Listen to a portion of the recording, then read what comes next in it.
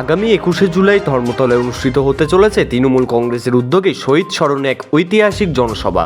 অমর ২১শে জুলাইয়ের প্রাক্কালে সারা রাজ্য জুড়েই চলছে প্রস্তুতি সভা, চলছে পথসভা ও পদযাত্রাও।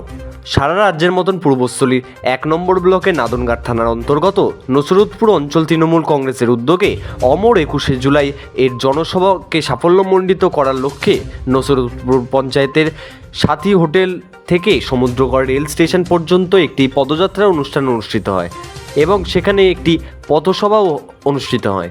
আজকের এই পদযাত্রায় উপস্থিত ছিলেন এলাকার বিধায়ক তথা রাজ্যের প্রাণী সম্পদ বিকাশ দপ্তরের মন্ত্রী স্বপন দেবনাথ, জেলা পরিষদের কর্মাধ্যক্ষ আরতি খান, নসরতপুর পঞ্চায়েতের প্রধান উপপ্রধান থেকে শুরু করে পঞ্চায়েত সমিতির সদস্যরা।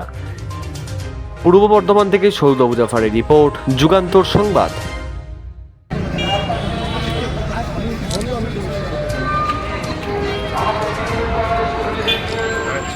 মোবাইলে প্রচুর ছবি আছে, ঠিক না?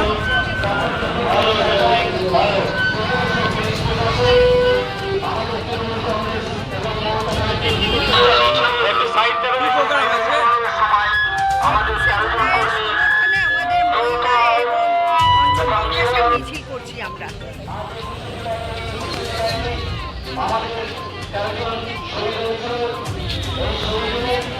কি বলছো তুমি? Hello hello hello testing hello hello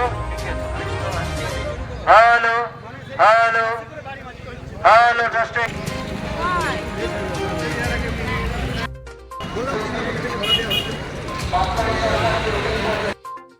মানুষ সেই অভিযানে সামিল হচ্ছিলেন এবং সেদিন অত্যাচারী বামপন্থী সরকার সিপিএম পরিচালিত পুলিশ নির্বিচারে গুলি চালিয়ে ১৩ জন যুবককে হত্যা করেছিলেন। সেই ১৩ জন যুবকের রক্তে কলকাতার রাজপথ রাঙিয়ে গেছিল।